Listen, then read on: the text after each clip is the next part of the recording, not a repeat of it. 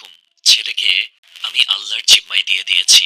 একজন বাবা যখন এই লাইনটি বলেন, তার মানে তিনি আর কোনো পথ দেখেন না, আর কোনো আশা খুঁজে পান না।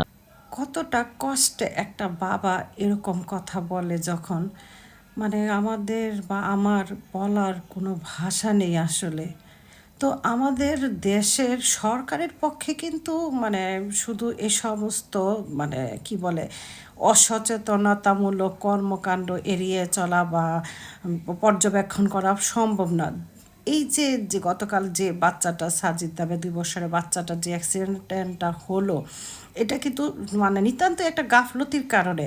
তো এই যে পানির বোরিং করে যারা রেখেছেন তারা একটু ভাবেনি যে এখানে যে কোনো মানুষ বা প্রাণী, কুকুর বিড়াল সবাই তো এভাবে মানে একটা অ্যাক্সিডেন্ট হতে পারতো।